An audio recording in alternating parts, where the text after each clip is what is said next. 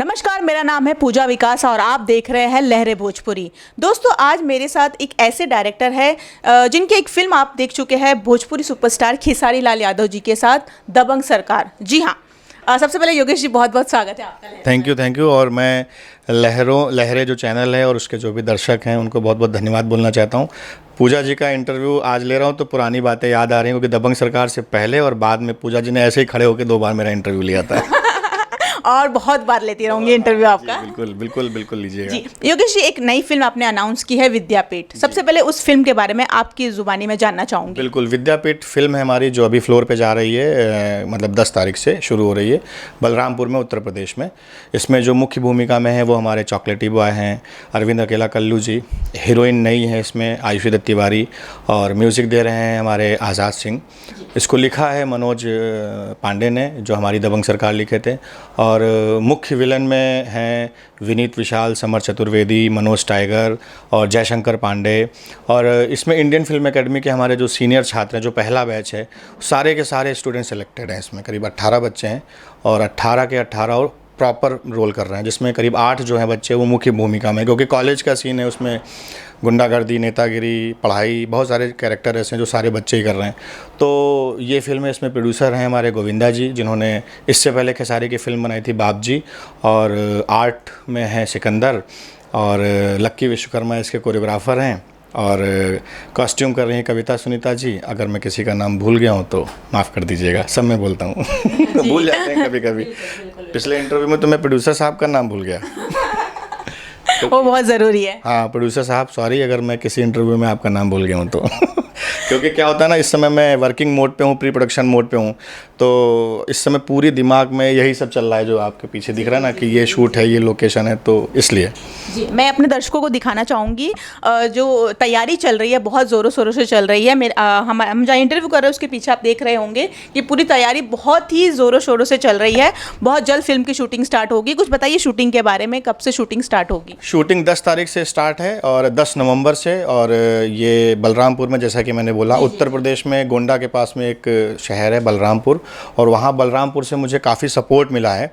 और बलरामपुर में मैं गया था लोकेशन की रैकी करने के लिए। जो बलरामपुर में कॉलेज हैं उनके प्रिंसिपल ने बहुत सपोर्ट किया मुझे, और वहाँ के राजा साहब हैं जिनको मैं धन्यवाद बोलना चाहूँगा, क्योंकि कप्तान साहब हैं, कैप्टन सर हैं, उन्होंने बहुत हेल्प करी है। और जो भी पुलिस का जो भी मामला है, उन्होंने बहुत जल्दी हमारी लोकेशन परमिशन, डीएम जो हैं वहाँ के, उन्होंने बहुत अच्छा सपोर्ट किया।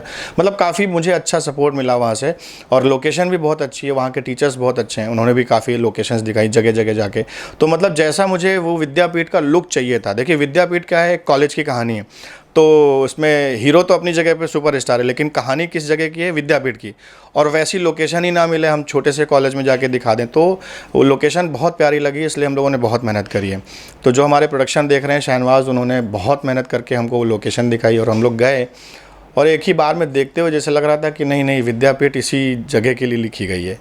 तो हम लोग 10 तारीख से शूट करेंगे, लगभग 1 महीने की शूट चलेगी जी। तो मेरा ये सवाल है, अरविंद अकेला कल्लू ही क्यों इस फिल्म के लिए? देखिए, एक निर्देशक जो होता है वो अपनी फिल्म की कहानी लिखता है पहले, फिर जब वो कहानी लिख रहा था उस पीरियड में जो सुपरस्टार उस समय होते हैं, अगर किसी सुपरस्टार की कास्ट हम कर रहे हैं, तो वो कहानी के टाइम में पता चल जाता है उसको कि यार इस फिल्म को कौन सही कर पाएगा।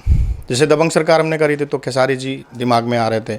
अब ये विद्यापीठ है, तो विद्यापीठ लिखते समय मुझे कॉलेज बॉय चाहिए था।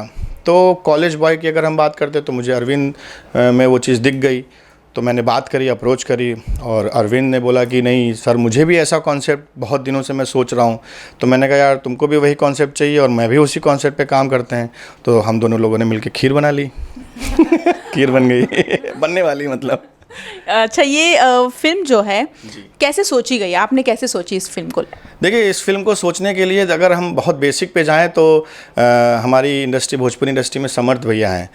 तो हम और समर्थ भैया ऐसे बैठ के बात कर रहे थे, तो मैंने उनको बोला, मैंने कहा, उन्होंने हमसे पूछा कि योगेश क्या करना चाह रहे हो अभी, आगे का क्या प्लान? तो मैंने कहा मेरे दिमाग में, जैसे मैंने दबंग सरकार करी थी तो बचपन से चूँकि पुलिस का माहौल था तो वो एक जहन में था। फिर मैं जब कॉलेज में गया था तो वहाँ नेतागिरी चलती थी और मैं पढ़ने वाला बच्चा था। अब नेतागिरी ना करो तो भी बेकार है, और पढ़ाई ना करो तो घर में मम्मी पापा डंडा उठा लेंगे। तो दोनों की जो वहाँ पे खिचड़ी होती थी, तो वहाँ से एक कॉन्सेप्ट मेरे दिमाग में आया था।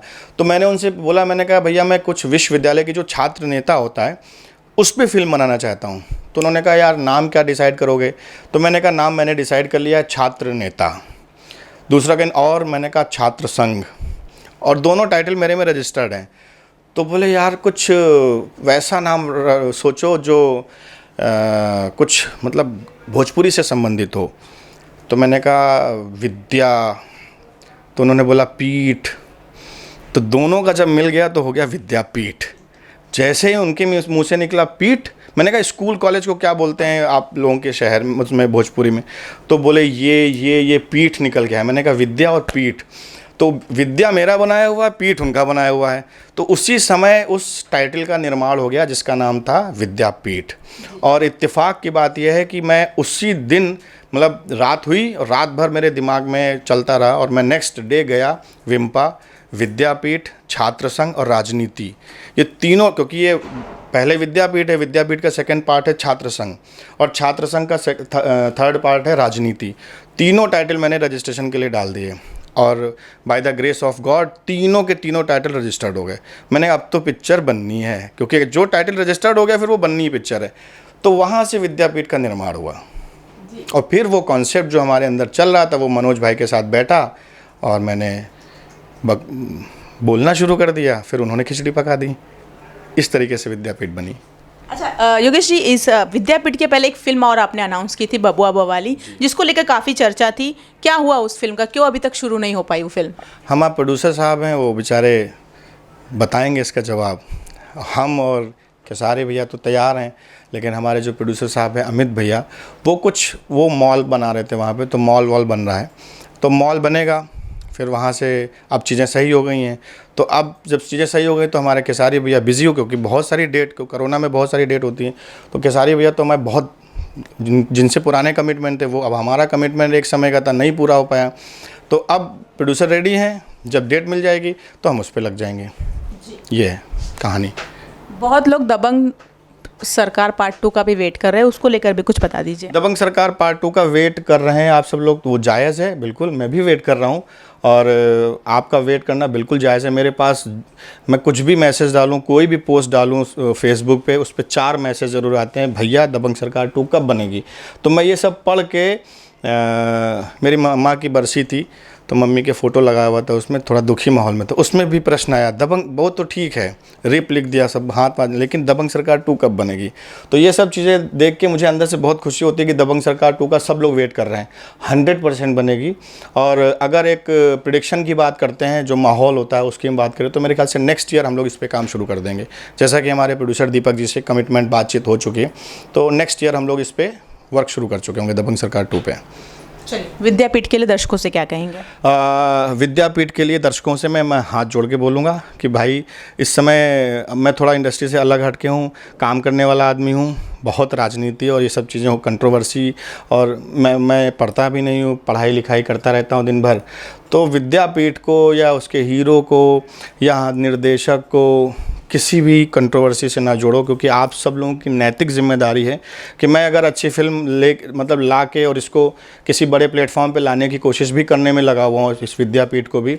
तो मैं बस सिर्फ ये रिक्वेस्ट करूँगा कि भाई बहुत हो गया, सब ठीक है, अपना करते रहो, कोई दिक्कत नहीं, गानों वानों पे करो, सब लोग गाने वाने बन रहे हैं ऐसे उल्टे सीधे, तो उस पर करो कंट्रोवर्सी, फिल्मों में मत करिए। क्योंकि कोई भी निर्देशक, कोई भी प्रोड्यूसर या कोई भी हीरो वो इसलिए काम नहीं करता है कि पैसे कमाने, सब कमा चुके हैं, खेसारी जी भी पैसे कमा चुके, बहुत पैसा है उनके पास, हमारे पास, सब लोग कमा चुके हैं, हमारे पास अभी नहीं है ज़्यादा, देखो दीवार में सब है, सब पैसे के लिए कोई काम नहीं कर रहा है। ये मैं सारे दर्शकों को बताना चाहूँगा, कोई भी सुपरस्टार पैसे के लिए काम नहीं कर रहा है, वो सिर्फ नाम के लिए कर रहा है। बहुत मेहनत करते हैं हम सब लोग।